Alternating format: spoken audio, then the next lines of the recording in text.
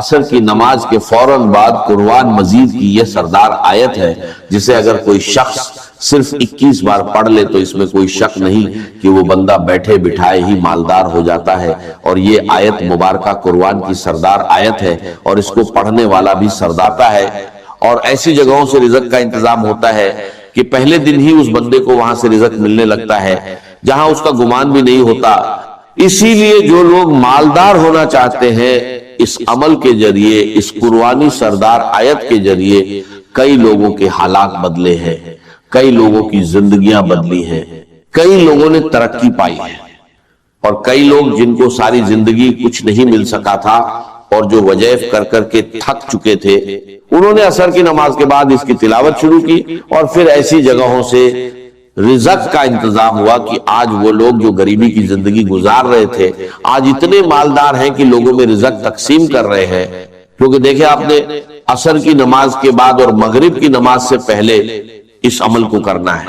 پھر اس کی برکتوں کے کیا کہنے، مغرب کی نماز کے فوراً بعد آپ کو اس عمل کی وہ برکتیں، معجزات، کرامات اور اللہ کی رحمتیں اور انوار و تجلیات بندے پر برسنا شروع ہو جاتے ہیں۔ اور یہ صرف اتنا سا ٹائم لگتا ہے، اس لیے جو لوگ ابھی تک وظائف کی دنیا میں قدم رکھ کر بھی محروم ہیں وہ اس عمل کو ایک مرتبہ ضرور کرے، خواتین ہو یا مرد حضرات، ہر کوئی اس عمل کو صرف ایک بار کر لے۔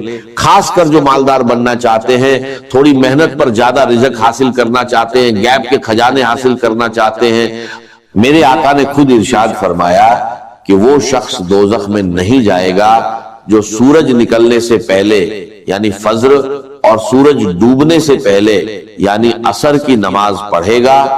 عصر کے وقت کی اتنی اہمیت کو حدیث مبارکہ میں بیان کیا گیا ہے کہ اللہ تعالیٰ نے قرآن کے اندر بھی اس نماز کا ذکر فرمایا ہے اور بار بار تاکید کی ہے، اور اس کے درمیان جو وقت ہے عصر اور مغرب کے درمیان کا، اس وقت کا یہ خاص عمل ہے۔ آپ اس کو کسی بھی دن کر سکتے ہیں، اس میں دنوں کی کوئی قید نہیں، بس وقت کا ہونا ضروری ہے۔ تو آپ اسے ظہر کے بعد نہیں، فجر کے بعد نہیں، بلکہ عصر اور مغرب کے درمیان ہی کریں گے تو یہ ساری برکتیں جو میں بتا رہا ہوں بے اولاد بھی اس کو کر سکتے ہیں۔ مقروض خاص کر اس عمل کو کریں گے تو مغرب تک انشاءاللہ رزق کا انتظام ہو جاتا ہے، قرضے سے نجات کا انتظام ہو جاتا ہے۔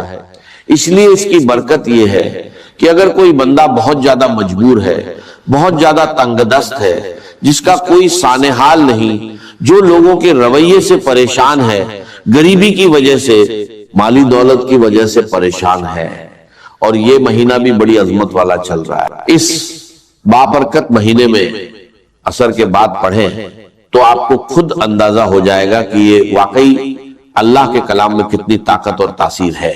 اب سب سے پہلی چیز جو میں بتانے لگا ہوں، اس کو آپ نے 21 بار پڑھنا ہے۔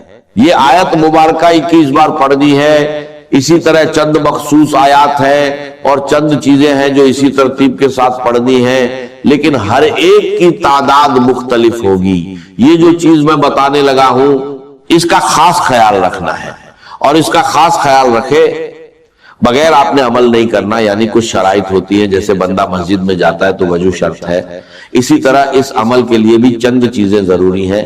اگر عمل کر لیں گے تو کامیاب ہوں گے، کیونکہ کچھ پانے کے لیے کچھ کرنا پڑتا ہے۔ یہ بات جس کے ذہن میں آ جائے وہ کبھی ناکام نہیں ہوتا۔ اسی لیے اس ویڈیو کو مکمل دیکھ کر عمل سمجھ کر کریں گے تو انشاءاللہ برکتوں سے کبھی محروم نہیں رہیں گے، یہ گارنٹی ہے۔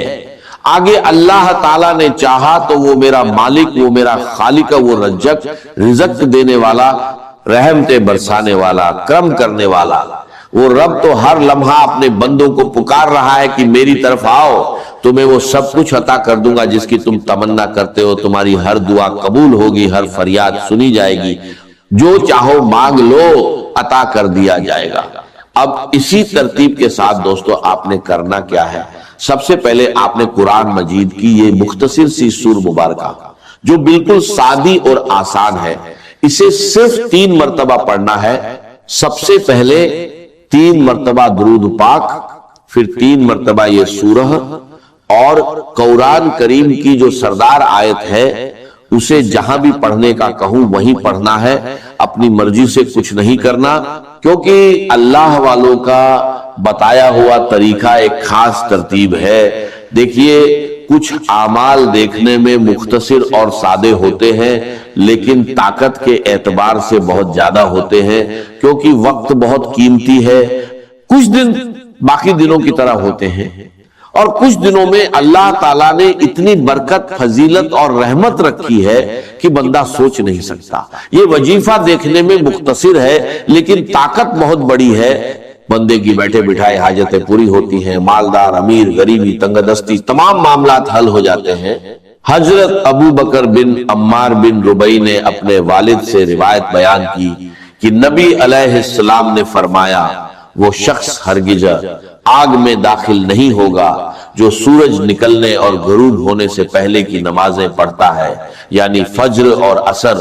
اور بصرہ کے ایک آدمی نے شہادت دی کہ میں نے بھی یہ روایت سنی، حکیم الامت مفتی احمد یار خان نے اس حدیث کے اس حصے پر فرمایا کہ جب بندہ قبر میں جائے گا تو اسے عصر کا وقت ہی دکھائی دے گا، اس لیے عصر کے وقت خصوصاً اس نماز کی حفاظت کرو، اور اسی درمیانی وقت میں یہ خاص عمل کرنا ہے۔ جو لوگ پریشان ہیں کہ محنت تو بہت کرتے ہیں لیکن کمائی میں برکت نہیں، تو برکت اور کثرت دونوں اس ذریعے آئیں گی۔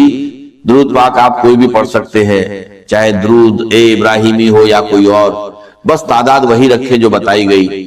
پھر سورۃ الفاتحہ کو بسم اللہ کے ساتھ پڑھیں۔ میں 40 بار روز پڑھتا ہوں لیکن آپ کو صرف بتائی گئی تعداد کے برابر ہی پڑھنا ہے۔ بسم اللہ الرحمن الرحیم، الحمدللہ رب العالمین، آمین۔ اور آمین کے 4 حرف کے برابر اللہ تعالیٰ اس بندے کے لیے 4 فرشتے مقرر کر دیتا ہے جو اس کے لیے دعا کرتے رہتے ہیں۔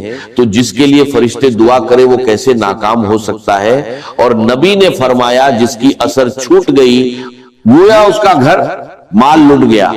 اسی لیے آج کے بعد عصر کی نماز کو قضا نہ ہونے دے، یہ عمل صرف ایک دن کر کے دیکھے، دل کرے گا کہ روز کرے، روز برکتیں حاصل کرے۔ اصل میں عصر کے بعد رزق بڑا ملتا ہے، کیونکہ اس وقت اللہ کے نوری ملائکہ فرشتے زمین پر اکٹھے ہوتے ہیں، دن والے فرشتے واپس جاتے ہیں اور رات والے آ جاتے ہیں، ان کی آپس میں ملاقات ہوتی ہے، اور اس وقت اللہ کی رحمتوں کا نزول سب سے زیادہ ہوتا ہے۔ اور جب بندہ اس وقت رحمت والی آیات پڑھتا ہے تو اس پر رحمتیں موسلا دھار بارش کی طرح برسنے لگتی ہیں۔ اسی لیے جو شخص ان نمازوں کا دھیان رکھے وہ جہنم میں نہیں جائے گا، اور جو نہ پڑھے اس کا سب کچھ برباد ہو جاتا ہے۔ اکثر دیکھا ہے لوگ نماز کے قریب نہیں آتے اور باقی سارے معاملات کرتے ہیں، پھر بربادیاں شروع ہوتی ہیں۔ اس لیے اگر آپ عصر چھوڑنے والے ہیں تو آج سے تہیہ کریں، اللہ کی بارگاہ میں سچی توبہ کر کے عمل شروع کریں کہ نمازوں کی پابندی، خصوصاً عصر کی پابندی کروں گا، انشاءاللہ کامیابی مقدر ہوگی۔ فاتحہ کو آمین کے ساتھ 3 بار پڑھیں۔ یہ وہ سورت ہے جو 2 بار نازل ہوئی جسے سورت احمد کہا جاتا ہے۔ جب یہ نازل ہوئی تو فرشتوں نے عرض کیا کہ یہ خاص آپ کو عطا ہوئی، تو خاص چیز کی برکتیں خاص ہوتی ہیں۔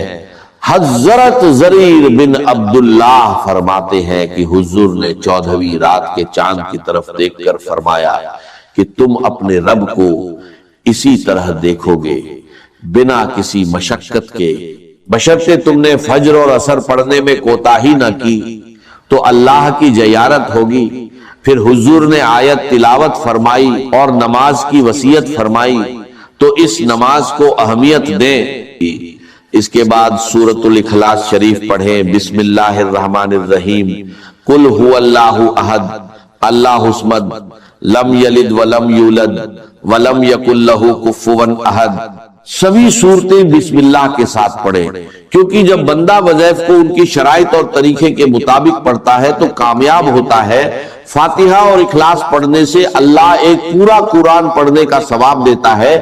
300 शहीदों के बराबर सवाब लिखा जाता है, रिज़्क बढ़ता है, मामलात हल होते हैं, परेशानियां खत्म होती हैं, दुख मुसीबत से निजात मिलती है। ये सारी बरकतें इस अमल से मिलेंगी। और ये महीना बड़ा खास है, मुहर्रम और रजब इज्जत वाले महीने हैं। जो बंदा इस अमल को करे उसकी इज्जत, रिज़्क और दौलत बढ़ती है, मसाइल हल होते हैं, दुआएं कबूल होने लगती हैं।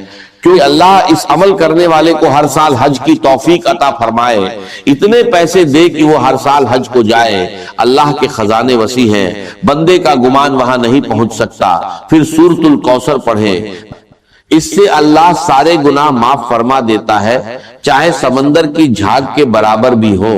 और ये सूरत दुश्मनों के लिए तीर, मौजिज़ात, शफात, मकाम, जन्नत की अता, सहाबा की जमात, दीन का गलबा, दुश्मनों पर फतुहात, सब कुछ इसके अंदर है। इसे 4 बार पढ़ें, चारों सिमतों के लिए एक एक बार। और फिर सरदार आयत आती है आयतुल कुर्सी, जो कुरान की सरदार आयत है। इसके जरिए बंदे की शब ओ रोज हिफाजत होती है। अगर इसको पढ़कर घर से निकले तो पूरे रास्ते महफूज रहता है, हर किस्म के दुश्मन, नुकसान, शैतानी शर से बचता है, घर भी हर मुसीबत से महफूज रहता है। ये आयत जन्नत में दाखिले का सबब बनती है। जो बंदा इसे 21 बार पढ़ता है, फिर दूध पाक पढ़कर अल्लाह से मांगता है, अल्लाह उसकी दुआ रद्द नहीं करता, जो मांगे अता कर देता है। ये आयत मुबारका आपने 21 बार पढ़नी है, आयतुल कुर्सी।